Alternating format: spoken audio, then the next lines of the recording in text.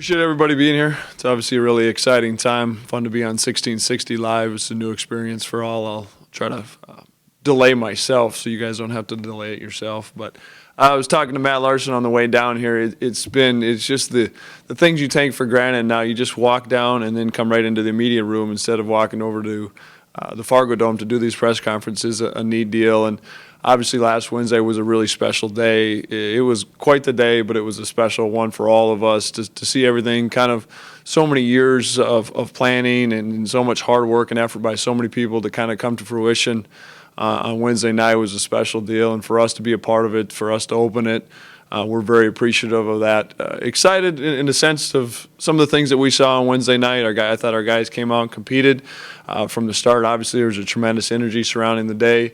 Certainly, there's plenty of things that we need to continue to clean up moving forward, and we're going to need to because come Friday night, we're going to face a very, very formidable opponent in Arkansas State. A brand new staff that you can already see in their 2 exhibition. They're really implementing some things, some very good, talented athletes who are going to get out and pressure you in a lot of ways.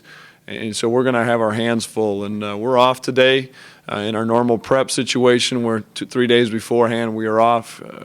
Pride ourselves on the energy that we need to play with. And obviously having that energy a day off I think is, will be good for us. But we need 2 very solid days of prep tomorrow and Thursday before we get going Friday night. I'll take any questions.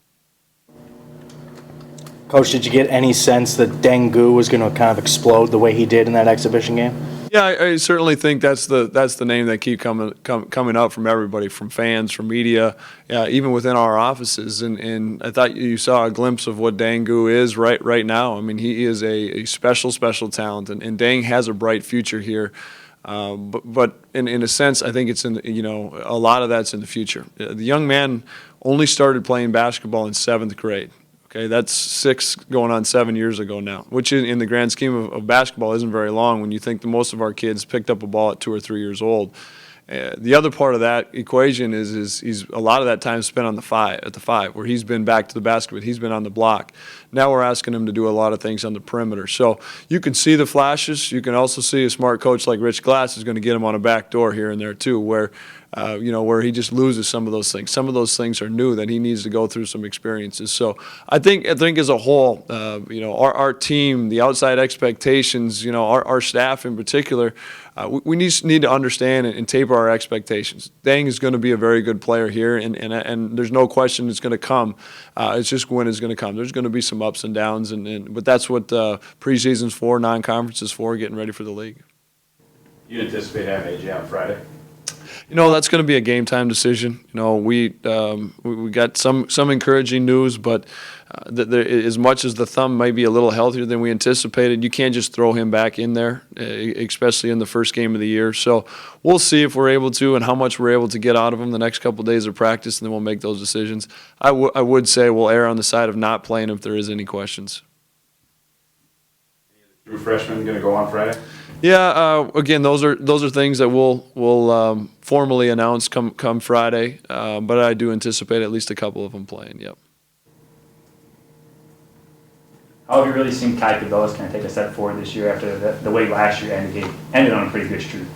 Yeah, and his freshman year reminds me in a sense of AJ's, where he had the ups and downs that you would expect as a freshman to have, but really finished it well. You go back to AJ's redshirt freshman year, he certainly had the ups and downs, shot it well, didn't shoot it well, but really finished it well in the Summit League tournament. And I thought that's where Kai really played well against Fort Wayne in the semis and then against South Dakota State in the championship. I think the biggest thing is you'll see him physically different. He came in at 158 pounds or something like that, maybe, and that was probably soaking wet, and now he's around that 180, 185. So Jason Miller, our strength and conditioning guys, those guys do a tremendous job. I think that's where really our culture, our development starts with them.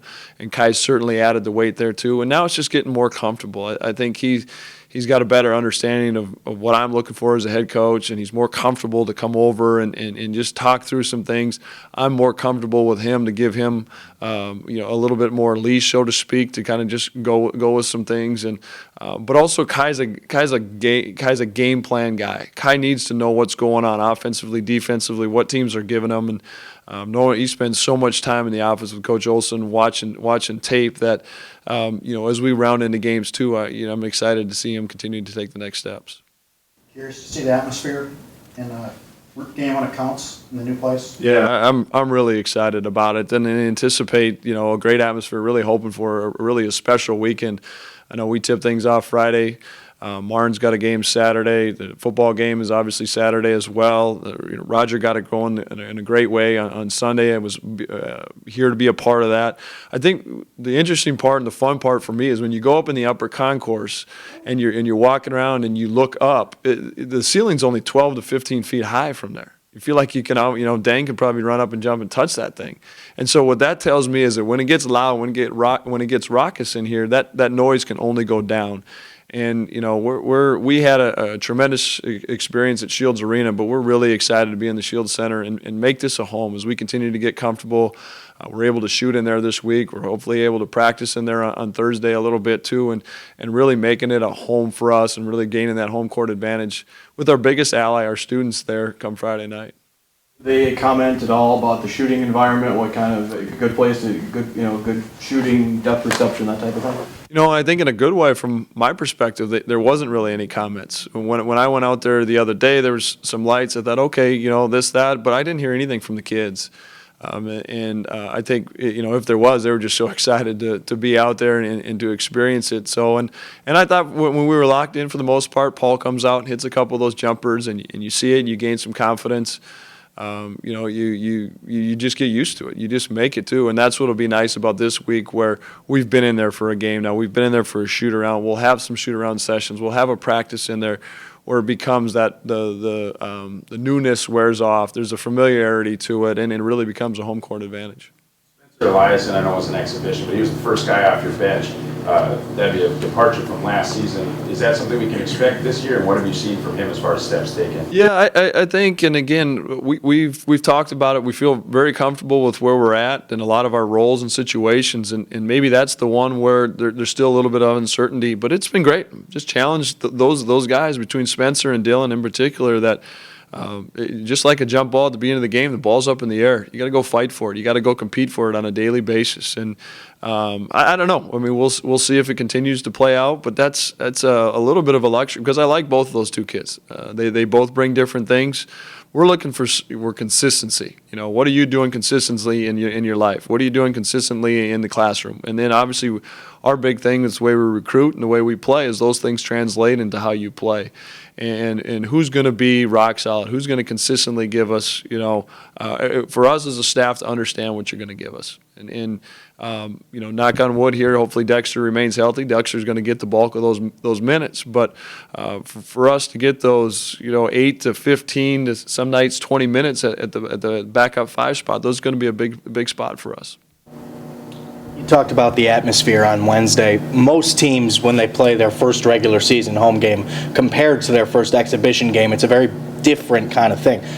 Obviously, it'll be a little different, but it's pretty hype in here on Wednesday for an exhibition game. Is that an advantage for you guys that you've already seen, kind of that environment where people are fired up to watch you?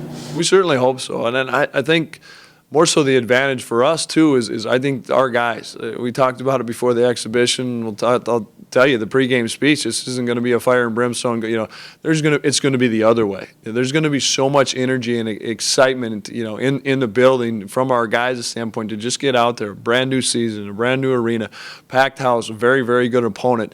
We need to channel our energy into a better stance, more active hands defensively because getting them to play hard, I don't think that's going to be a problem in the other sense. We need to, especially against a team like Arkansas State that pressures, and we need to slow our process down a little bit. And I think needs to start with myself and then obviously our leadership. Outside of getting a win against Arkansas State, maybe the first couple of non-conference games, what do you want to see from the team? I've said it before, and I'll continue to say it. I think we have some very good players, in the room, in the locker room, when we're practicing. I think the big thing for us is to continue to get a guy like Dang, comfortable as we continue to solidify things at the backup 5 spot. We had some injuries. How long does it take AJ to come along a little bit? The freshmen, how long does it take them to get comfortable and provide? In the past couple of years, my 2 years as a head coach here, we've only really played a core of 7 guys. I think we have a potential to go 8, 9, and possibly 10 deep at times.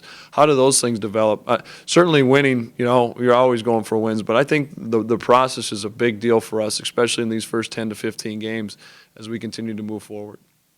Against a freshman team like Arkansas State, how important is it to have 2 or 3 guys on the floor at all times that can handle the ball? I think that's very big, and I really feel like when you throw Kai, Carlin, Paul out there, even in a sense when AJ's healthy at the 4, we play a 4-guard lineup, and I think that's been very big for us, especially at the mid-major level. Sometimes we take our hits, defensively. I thought we have tough guys that'll compete, so. It hasn't affected us too much on the glass, but anytime you can have multiple ball handlers out there, I don't think that hurts you at all. How have you seen Dexter Warren take more of like a leadership role this year now that he's one of those seniors taken after Corey left, kind of trying to take up that leadership role? Yeah, and it's something that Dexter's come to me specifically, behind closed doors in the office and asked, how can he become a better leader? And, Dexter isn't a rah-rah guy where he's, yelling and screaming and getting in your face. But I think what Dexter's learned is, what Carlin, Dexter, myself, everybody's always looking up to you. Everybody's looking to you to see what tone do you have. And what we've challenged Dexter to do, what Carlin to do, Paul to do, and I named those three guys. You would throw AJ into that equation too, but he's been banged up for most of it, is just set an example. Set an example by going hard, bringing energy, bringing effort all the time. Those guys do a great job. If you watch them in the back of a line of a drill or when guys are sitting out communicating with a Tyson, with a Jared Samuelson, with Cameron Hunter of the expectations and some things here or there. But for Dexter, of just setting that example from the opening thing that we're doing in practice, how hard are you going? Dylan's going to feed off that. Spencer's going to feed off of that. All the new kids are going to feed off that. And I give Dexter a lot of credit. That's where he's continued to mature.